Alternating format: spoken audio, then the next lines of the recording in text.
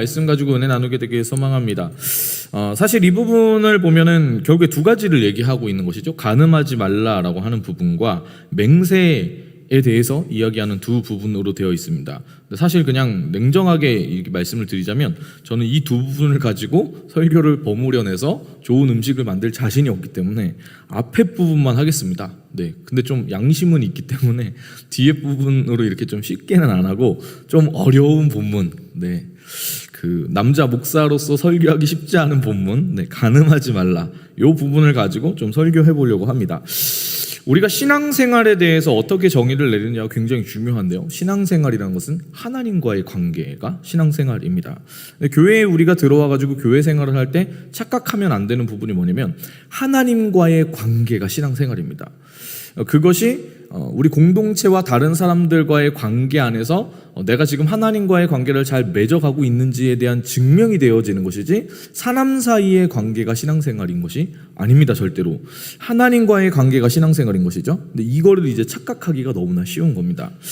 저는 이제 사람 낚는 어부가 되라는 그 하나님의 준엄한 말씀 가운데 어릴 적부터 투자에 대한 생각을 참 많이 했습니다. 내 인생이 잘 되려면은 어디에 투자하느냐, 굉장히 그게 되게 중요하잖아요. 그러니까 사람은 이제 제한적인 자원을 가지고 있습니다. 시간도 그렇고 그 다음에 돈도 그렇죠. 우리가 돈으로 이 돈을 불리기 위해서 투자를 할 때 어떻게 투자를 해야 되는가, 사람들은 그에 대한 고민을 진짜 많이 하죠.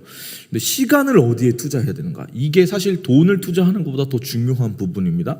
그러니까 내 인생에서 내 삶의 우선순위를 어디에 두고 어느 부분에 내 그 모든 심력을 소모해가지고 투자하는가, 이거에 따라서 나오는 열매가 너무 달라지게 되겠죠.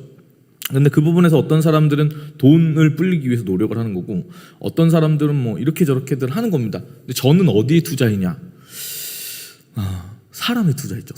사람에 투자해서 지금까지 나온 결론은 뭐냐면 쪽박을 차고 있습니다. 왜냐면 사람한테 선한 게 없습니다. 제가 막 이렇게 저렇게 막 도시락 싸들고 쫓아다니면서 막 이렇게 저렇게 해도 나중에 돼서는 결국 이제 자기 앞가림하게 되는 상황이 되면 다 떠나가는 것이죠. 그 상황에서 와가지고 뭔가 도움을 준다, 별로 기대하지 않습니다. 기대해서도 안 됩니다. 근데 그래서 제 속에 약간 어떤 것들이 있냐면 원래 목회라는 것이 그런 거기도 한데 사람에게 투자한다, 요 개념으로 나아갔을 때 알게 된 게 있습니다. 투자할 때는 다 주고 받을 생각을 하면 안 되는구나. 그러니까 사람을 낚는 어부가 된다는 것은 약간 어떤 거가 되는 거냐면 그 자선사업가가 된다라고 생각을 해야 된다. 요거를 제가 알게 된 거죠. 그럼 누구한테 보상을 받아야 되냐? 천국 가면 받겠죠. 그 생각을 하게 된 겁니다. 자, 어제 우리는 그리스도인은 바리새인보다 더 높은 기준으로 율법을 지켜야 하는 부분에 대해서 이야기를 했습니다. 이 예수님이 이렇게 말씀하신 것이죠. 그리고 예수님의 이 말씀은 사실은 우리에게 굉장히 부담이 되는 말씀입니다. 어제는 살인하지 말라는 말씀에 대해 들었는데요. 율법은 살인하지 말라라고 얘기했지만 예수님은 예수님 믿는 그리스도인인 우리에게, 하나님 나라의 백성인 우리에게 더 센 걸 요구하시는 거예요. 형제를 보고 폭력적인 말과 행동을 하는 것, 다른 사람을 향해 화를 내는 것, 그것도 안 된다, 이렇게 얘기하신 거죠. 근데 이게 참 보면은 볼수록 너무 열이 받는 거예요. 왜냐면 우리가 인생 살아갈 때 열받아가지고 다른 사람들 때문에 분통 터뜨릴 일이 얼마나 많습니까? 심지어 가족들이랑 있을 때도 그렇잖아요. 근데 화내는 것도 죄라고 하시면 그러면은 하나님 난 어쩌란 말이죠? 이렇게 나올 수가 있는 거죠. 때리지는 않더라도 우리가 그걸 폭력적으로 행사한 건 아니잖아요. 근데 그래도 내 속에 감정은 쌓이는데 화라도 내야 되지 않냐. 현대의 여러 가지 상담 심리에 대해 이렇게 접해보면은 상담 심리는 이렇게 얘기합니다. 예수님 얘기한 거랑 정반대로 얘기해요. 네 감정을 쌓아두기 때문에 너의 삶에 문제가 있는 거야. 다 분출하고 표출하고 다 터트려야지 너가 사는 거야, 이렇게 얘기합니다. 예수님 얘기하는 건 완전 정반대죠. 근데 이 부분을 좀 명확하게 따지고 보면은요, 예수님이 말씀하시는 바가 전적으로 옳다 할 수 있음을 알 수가 있습니다. 뭐 이건 당연한 거일 수 있겠죠. 예수님이 얘기하시는 게 무조건 정답이니까.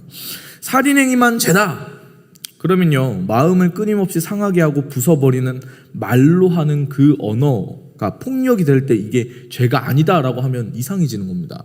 때로는요 그냥 폭력이 직접 행사되어지는 것보다 말로 행하는 폭력 자체가 훨씬 더 굉장히 파괴적일 수가 있는 거죠. 말 한마디 때문에 사람이 죽기도 하고 살기도 하는 거잖아요.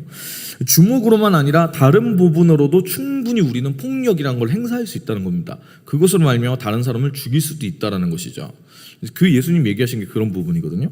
오늘 본문이 이야기하는 이 간음이라는 죄는 폭력과 함께 늘 거론되어지는 부분들 중에 하나가 요 간음, 음행이라는 죄입니다. 보통 이것을 가지고 설교하시는 분들이 어렵죠. 이 부분을 가지고 설교할 때 어렵기 때문에 현대적인 문화에 대해서 막 이렇게 얘기하신다거나 성적인 어떤 그 부분의 어떤 기준에 대한 부분을 얘기하신다거나 아니면 가정이 이런 부분으로 인해서 무너지고 있는 부분들을 가지고 설교를 많이 하시지만 저는 좀 다른 관점에서 그런 설교들은 많이 들으실 수가 있기 때문에 인간의 본성과 관계에 대한 부분을 가지고 설교를 좀 해보려고 합니다. 폭력이라는 것은 이 간음이라는 것과 좀 비슷하지만 또 좀 다른 부분일 수 있는데요. 폭력이라는 것은 시기와 질투에서부터 시작되었다가 상대방을 파괴하는 말과 행동으로 나타나는 것이 폭력입니다. 이 음행은, 그러니까 폭력은 가해자가 있고 피해자가 있는 것인데 음행이라는 것은 기본적으로 상대방을 소유하려고 하는 잘못된 정욕으로부터 시작되는 겁니다. 그 잘못된 정욕에서부터 시작된 것이 추악한 행동으로 나타나는 것이 음행이고 간음인 것이죠. 그러니까 폭력이라는 것은 일방적으로 다른 사람에게 피해를 주는 것이라고 정의한다면 이 음행이라는 것은 상대방을 끌어들이는 겁니다. 나의 죄로 끌어들여서 함께 죄를 짓게 하는 거예요. 그러니까 같이 망하자. 물귀신이다. 이렇게 생각을 하시면 됩니다. 그러니까 이거는 단순히 일방적으로 피해를 주고 끝내는 게 아니라 함께 죄를 짓도록 깨어낸다라는 것이 포인트다. 이렇게 보시면 되는 것이죠. 27절과 28절 우리가 한번 읽어보기 원합니다. 간음하지 말라는 옛사람들의 말을 너희가 들었다. 그러나 나는 너희에게 말한다. 여자를 음란한 눈으로 바라보는 사람은 누구든지 이미 마음으로 간음한 것이다. 자, 간음하지 말라. 이 계명이 사실 이 당시의 유대교적인 배경에서는 약간 이걸 어떻게 생각하면 절도의 문제로 여겼습니다. 절도의 문제. 그러니까 간음이라는 것은 이 당시에는 남의 아내를 도둑질하는 행위로 인식되어졌던 것이죠. 이게 바리새인들의 상식 수준에 대한 이 당시의 이 부분의 이해는 불륜적인 성관계를 금하신 것이다라고 이 간음에 대한 부분을 이해했다라는 겁니다. 근데 예수님께서는 오늘 그들이 그렇게만 이해하고 넘어간 그 부분에 이 계명의 본질을 알려주시는 것이죠. 오늘 말씀에는 이제 음란한 눈으로 바라보는 사람은 이라고 번역을 했지만 이분의 원문은 사실은 뭐에 가깝냐면 누구든지 여인을 보고서 그 여인을 가지고 싶어 해서 탐하는 그 마음을 품으면, 이런 뉘앙스에 가깝습니다. 그러니까 간음과 음욕이라는 것의 본질을 예수님께서는 지금 설명해 주시고 계신데 그 본질은 뭐냐? 다른 사람을 소유하려고 하는 잘못된 마음의 발현이 간음이다. 이렇게 주님이 말씀하신 것입니다. 요즘 이 시대는 우리에게 사랑에 대해서 늘 굉장히 좋게 얘기하면서 강조하려고 하는 경향이 있거든요. 우리 가운데. 사랑이라고 하면 사람들은 그것을 굉장히 이제 좋은 것이라고만 생각합니다. 근데 이게 별다른 인식이 없으면은 그렇지 뭐 사랑이 좋지 이렇게 생각할 수 있지만 여러분 인간에게는 참된 사랑을 찾을 수가 없는 것이죠. 인간의 사랑은 늘 언제나 변질되어지기 때문에 인간인 우리가 사랑이 있다라고 착각하고 나아가면 이제 어떤 현상이 가지게 되면 잘못된 소유욕이 반드시 발동하게 되어 있는 겁니다. 그러면 잘못된 형태의 사랑으로 나아가게 되는 것이죠. 성경이 이야기하는 인간에 대한 바른 이해가 중요한데 소망이 없다는 게 성경이 이해하는 거예요. 소망이 없다. 사랑도 없다. 아무것도 없다. 근데 이제 우리가 소망이 있는 척하고 사랑이 있는 척 행동을 하면은 그때부터 삶의 문제가 일어나는 것이죠. 그래서 말씀이 이야기하는 바대로 내 삶의 줄을 딱 정확하게 세우면 이게 하나님의 다름줄이기 때문에 정확하게 판별식이 되는 겁니다. 그래서 말씀을 따라 살면은 반드시 삶의 변화는 일어날 수밖에 없습니다. 근데 문제는 뭐예요? 말씀을 듣고 나서 우리가 그 말씀에 하나님의 음성 따라서 가지를 않기 때문에 문제인 것이죠. 예수님이 없는 인간에게 나오는 사랑의 모습은요, 간음이라 이야기되는 함께 멸망으로 사람을 끌어들여서 나아가는 그 그림으로밖에 나올 수가 없는 겁니다. 마음의 생각은 늘 언제나 행동으로 연결이 되어지는 거거든요. 우리는 그래서 행동으로 나타나지만 안 된다고 행동으로 나타나지만 않으면 된다. 이렇게 이야기하는 세상의 이야기를 거짓이라 생각해야 됩니다. 이게 실제 연구 보고에서도 굉장히 많이 나타나고 있는 겁니다. 폭력적인 영상을 보거나 폭력적인 게임을 하거나 폭력에 노출이 많이 되어 있는 친구들은 폭력을 실제 행사할 수가 있는 것이죠. 마음속에 생각이 있다면 이 생각이 일정한 조건을 충족하게 되어지는 순간 범죄로 바로 나아갈 수가 있는 것입니다. 그래서 범죄에 대한 예방이라는 것은 행동에 대한 예방을 얘기하는 것뿐만 아니라 반드시 마음에 있는 생각이 온전한 방향을 향할 수 있게끔 해야 되는 거예요. 정답이 뭔지를 가르쳐줘야 되는 것이죠. 감정을 따라 행해라. 원하는 대로 그것을 이루면서 살라라고 얘기하는 시대의 요구에 그 거짓말에 속으면 안 됩니다. 사람에게 선한 것이 없기 때문이죠. 그리고 오늘 예수님의 이 간음하는 것에 대해 확장해서 설명해 주시는 이것은 이 시대가 받아들이기에는 힘든 이야기입니다. 왜? 시대는 제가 요 근래 이제 대학생들이랑 얘기해 보면 그런 얘기를 많이 하는데 성적인 부분에서 이제 우리는 굉장히 많은 분별력을 잃어버린 시대입니다. 이 설교를 가지고 설교하시는 많은 목사님들은 아마 그렇게도 얘기할 겁니다. 영상이나 아니면 TV쇼 프로그램을 봤을 때 사람들이 입고 나오는 옷이나 전반적인 부분을 보면은 너무 이 시대가 너무 이게 타락했다 이렇게 얘기하실 수가 있는 것이죠. 저희 아내랑 저랑 이제 어느 날 음악 프로그램을 아내가 저한테 그런 얘기하는 거예요. 너무 이 친구들 나이가 어림에도 불구하고 너무 이렇게 옷이 좀 약간 그렇게 야하다 이렇게 얘기를 하는 거예요. 근데 사실 저는 별 생각이 없었거든요. 그래서 그거 보면서 우리 아내가 저걸 이렇게 보는구나. 이게 저희가 꼰대이기 때문에 그런 거죠. 맞습니다. 맞는데 우리가 이상하다고 보긴 좀 어려운 것 같아요. 시대가 그렇게 돼가고 있습니다. 그래서 많은 목사님들이 그게 문제다 이렇게 찝어서 얘기하실 수가 있는 것이죠. 시대는 지금 제가 얘기하는 이걸 받아들이기 쉽지 않은 시대를 우리가 살고 있는 겁니다. 심지어 믿음을 가진 친구들에게 이런 이야기를 하면 어려워합니다. 혼전순결에 대해서. 이 부분에 있어서 혼전순결을 지키는 부분에 있어서 많은 사람들이 저에게 와가지고 동일하게 물어보기도 합니다. 이 친구들이 거의 대부분 이걸 지켜야 한다는 자체를 모르진 않습니다. 지켜야 되는 거죠. 이렇게 생각해요. 계속 대화를 나누다 보면 이 친구들이 예수님 믿는 친구들 얘기하는 겁니다. 갑자기 이상한 얘기하기 시작하는 거예요. 사랑하면 성적 관계를 맺어도 된다. 이렇게 얘기하는 거예요. 사랑이 전제가 될 때 괜찮다는 거예요. 아니거든요. 성경이 얘기하는 건 결혼이 전제가 되어질 때 얘기를 하는 건데 이 친구들은 사랑하면 괜찮다라고 얘기하는 거예요. 그래서 형제는 얘기를 해보면은 사랑하면은 난 사랑하게 되면 사고 치겠습니다. 뭐 이렇게 얘기하는 거예요. 자매들은 이제 고민 상담을 하는데 뭐라고 얘기하냐면 사귀는 남친이 자꾸만 그런 성적 관계를 요구하는데 어떻게 해야 돼요, 목사님? 하고 물어보는 겁니다. 이 형제들이 이 자매들한테 가가지고 그렇게 얘기하는 거예요. 우리 교회 전도사님도 속도 위반해가지고 결혼했는데 뭐 이렇게 얘기하는 거야. 내가 책임질게. 나 너랑 결혼할 거야. 20살짜리들이 여러분 사귀어가지고 결혼한다고 얘기하면 믿을 수가 있습니까? 와, 앞길이 군말리 같은데 형제가 이제 그런 식으로 얘기하면서 거짓말을 하는 거죠. 어떻게 책임을 집니까 그걸? 근데 자매님들이 이 남친이 사랑한다고 말하는 그 이야기를 들으면 고민이 되는 거예요. 이거 요즘 시대의 분위기가 이렇고 막 이런저런 생각을 하면서 이 그 사랑의 콩깍지가 씌우면 이 형제가 진짜 날 지켜주고 날 아껴주고 결혼을 할 것 같은 생각이 드니까요. 근데 있잖아요. 진짜 사랑하면 아껴주고 지켜주는 겁니다. 그렇게 제가 자매들한테 설명을 해줍니다. 그리고 그래서 혼전순결을 반드시 지켜야 돼라고 얘기를 해주거든요. 왜냐면 형제가 이 자매와 그 성관계라는 것을 관계를 해버리게 되면 그 다음부터 형제의 태도가 달라질 거다. 이런 별의별 얘기를 다 해줍니다. 너가 그 다음에 이 형제가 널 어떻게 책임질 수 있냐. 그 현실적인 얘기도 다 해줍니다. 그러면은 어떤 일이 벌어지는지 아십니까? 남자친구랑 헤어집니다. 100%. 거의 100% 헤어져요. 왜냐? 이 형제는 지금 이 자매를 아끼고 사랑하는 마음이 있어서 이런 관계를 요구하는 게 아니기 때문에 그래요. 그저 상대방을 육체적으로 소유하려고 하는 마음이 죄된 마음이 컸던 거예요. 그래서 실제 사랑하는 그 마음이 육체적인 관계를 하지 않으면 사라지겠습니까? 사랑이라는 게? 그럴 리가 없잖아요. 사라진 거예요. 그래가지고 헤어집니다. 그 순간 이 자매들이 입을 모아서 얘기합니다. 내 남자친구는 나를 사랑하지 않은 것이네요. 그게 진실이죠. 오늘 본문의 29절과 30절도 읽어보기 원합니다. 내 오른쪽 눈이 너를 죄짓게 하거든 그 눈을 뽑아내 버려라. 온몸이 지옥에 던져지는 것보다 몸의 한 부분을 잃는 것이 더 낫다.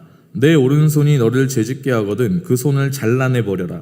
온몸이 지옥에 던져지는 것보다 몸의 한 부분을 잃는 것이 더 낫다. 이 말씀은 앞에 가늠하지 말라라고 얘기해 주신, 그리고 누구든지 이성을 보고서 마음속에 음욕을 품은 그 자체가 가능한 것이라고 얘기하는 이 부분의 연장이라고 보시면 됩니다. 눈은 죄를 범하는 가장 기본적인 원인이 되는 겁니다. 바라보는 것에서부터 모든 것이 다 시작되는 것이죠. 그리고 29절과 30절은 예수님이 우리 가운데 그렇게 경고하고 계신 겁니다. 이게 실제로 눈을 뽑아라, 실제로 손을 잘라버려야 된다, 이렇게 얘기하는 게 아니라 철저하게 스스로를 바라볼 때 의심하고 철저하게 이 부분에 죄를 짓지 않기 위해서 단호함을 가져야 된다라고 얘기하는 부분이요. 특별히 성적인 죄를 범하게 하는 부분에서 가장 많은 원인이 되어지는 것은 눈입니다. 여러분, 보는 것에서부터 모든 것이 시작되는 거예요. 다윗을 보아도 우리가 그것을 알 수 있는데, 휘하의 장수들이 전쟁터에 나간 상태에서 다윗이 성에 있습니다. 그 자체가 다윗의 상태를 보여주는 것인데, 이 사람이 지금 마음이 해이해져 있는 거예요. 뭔가 이전과 같지 않은 상태였던 거예요. 그러다가 뭘 보는 거냐면 밧세바에 목욕하는 것을 본 것입니다. 뭐 볼 수야 있겠죠. 뭐 눈이 있고 이렇게 그 호수나 뭐 이런 뭐 아니면은 뭐 그런 데서 목욕을 하는데 뭐 볼 수가 있죠. 뭐 어떡하겠어요. 근데 다윗은 그때 그것을 계속 보면 안 됐던 겁니다.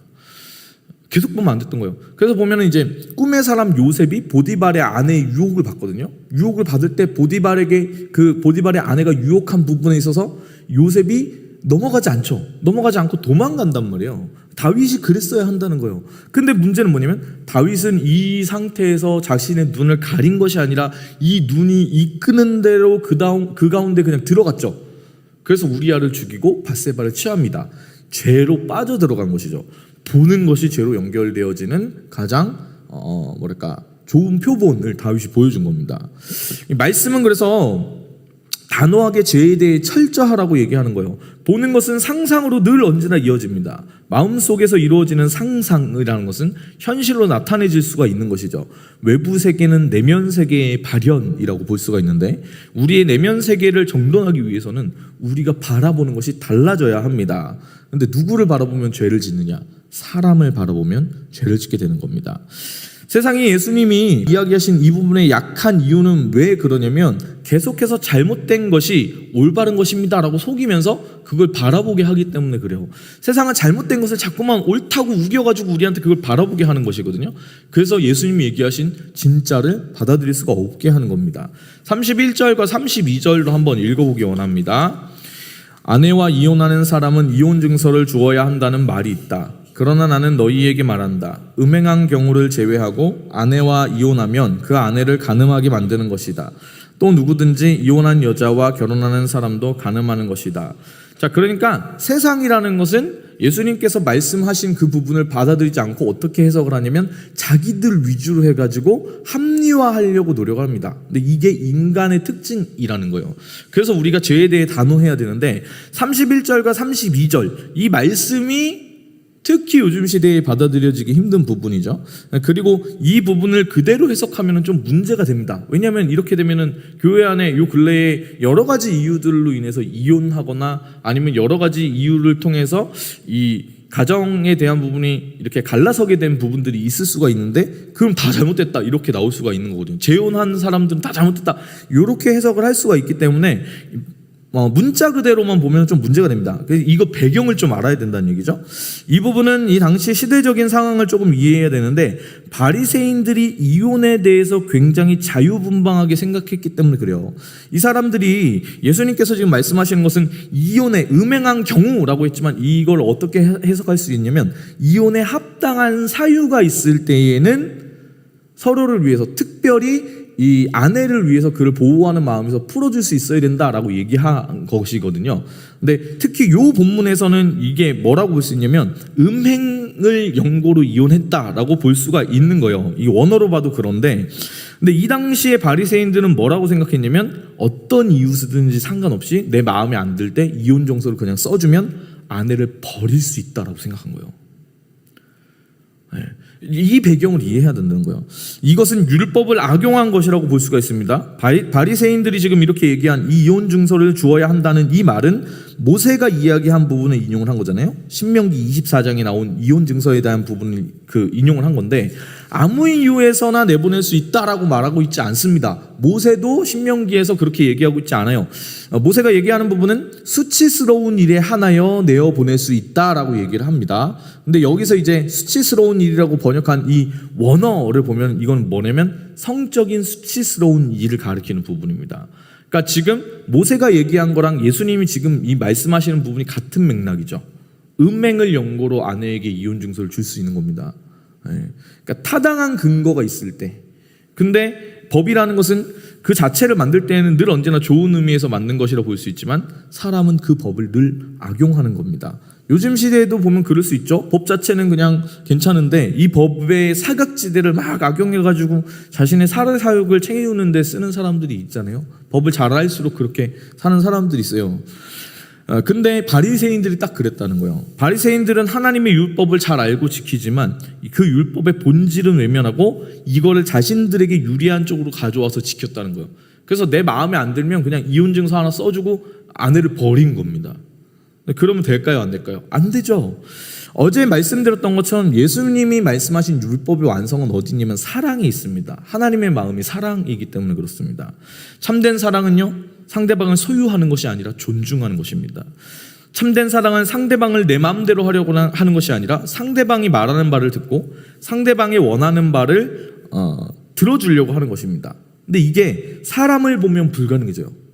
우리는 소유에 대한 욕구가 있습니다. 이 법정 스님이 쓴 무소유라는 책의 근간은 뭐냐면 이 사람이 난을 키웠는데 이 난을 되게 조심스럽게 닦아야죠. 그러다 보니까 어느 순간 자기 마음에 이 난이 전체가 다 자기 마음을 채우고 있는 걸 발견한 겁니다. 그러니까 자기가 무엇 때문에 힘들고 어려워요? 이 난이 자기 마음 안에 들어와 있기 때문에 힘들다는 걸 알게 된 거예요. 자동차를 소유하면 이 자동차 뭐 이렇게 연료도 넣어야 되고 관리도 해야 되고 막 이런 건 저런 것 때문에 힘든 거예요.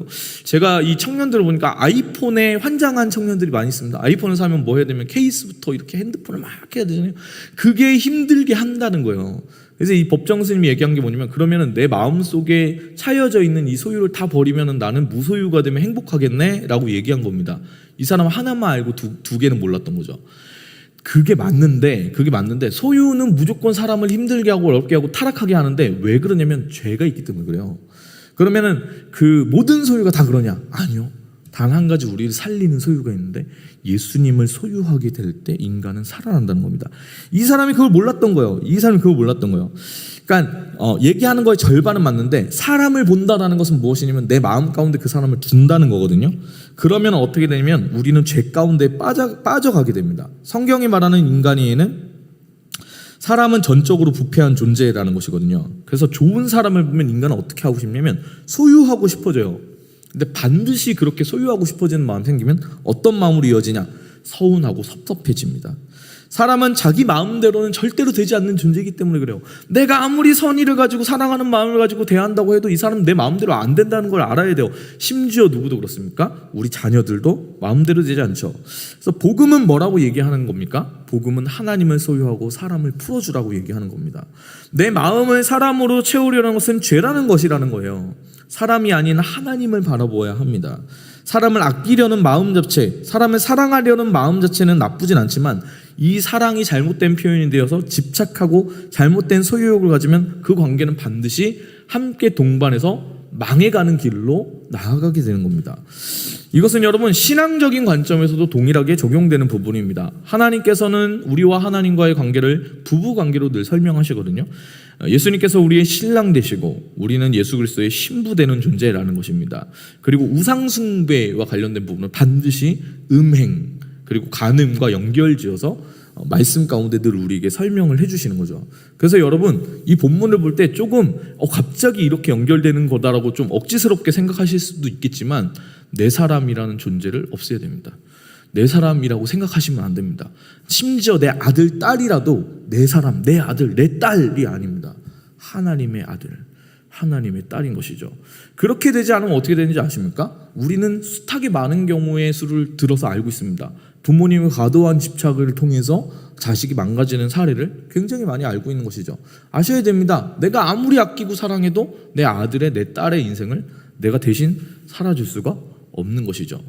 여러분 교회를 다니거나 여러분의 삶을 살아갈 때 사람을 보지 마십시오. 사람이 아니라 하나님을 소유해야 되고 이 사람이 하나님 뜻 안에서 내 마음대로 되지 않을 거다라는 걸 알고 있어야 됩니다. 그게 누구든 간에 심지어 교회 안에 있는 목사님을 사람으로 보면 이 목사님 뒤에 계신 하나님을 보지 않고 목사님에 대한 소유를 하고 싶다라고 생각한다면 실망하고 서운해지고 섭섭해질 겁니다. 제가 이렇게 여러분 보시기에 굉장히 늘 올바른 말만 하는 것 같고 늘 이렇게 단호하게 얘기하고 하나님 뜻 안에서 잘 살 것 같고 이 죄라는 거는 1도 안 지을 것 같은 그런 순수한 얼굴로 이렇게 설교를 하는 것처럼 보이시잖아요. 아닙니다. 죄인 중에 괴수인 겁니다. 저한테 인간적인 어떤 기대를 하시면 반드시 실망하게 되십니다. 반드시 서운해지고 반드시 어려워집니다. 제 뒤에서 이 말씀을 전하라 하시는 하나님만 바라봐야 합니다. 오늘 여러분 우리가 살아갑니다. 이 하나님의 관점이라는 것은요, 사람이 보는 관점과 많이 다른 것이죠. 우리는 살아가면서 상황과 환경을 보고 사람을 봅니다. 우리가 판단하려고 합니다. 우리 뜻대로 좌지우지하려고 합니다. 내 인생의 주인이 내가 되려고 하는 것이죠. 그래서 싸우기도 하고 그래서 서운해하기도 하고 그래서 섭섭하기도 한 거예요. 다 보면 내 뜻대로 안 돼가지고 그런 거예요. 제가 찬양팀을 해도 찬양팀에 있는 모든 분들이 다 굉장히 섬세하신 분들인데 뭐든 문제를 일으킨다 그러면은 와가지고 대화해본 결과가 뭐냐면 목사님이 나를 서운하게 하고 섭섭하게 했다. 늘 언제나 결론이 그거예요. 자기를 좀 더 안 챙겨줬다. 이걸로 이제 모든 부분에 다 문제가 일어나는 거거든요. 잘못된 거죠. 잘못 가르친 겁니다. 그러면은 그 친구는 제가 찬양팀을 떠나가면은 그 순간부터 망가질 수밖에 없잖아요. 하나님을 보아야 합니다. 사람을 소유할 때 어떻게 된다고요? 간음이라고 얘기하는 함께 죄를 범하거나 아니면 사람을 치는 살인으로 나아갈 수밖에 없는 게 인간인 겁니다. 그러므로 사랑하는 여러분, 교회에서든 어디에서든 간에 하나님을 바라보는 그 시선을, 하나님을 바라보는 그 믿음의 눈을 가지게 되길 소망하고 축복합니다.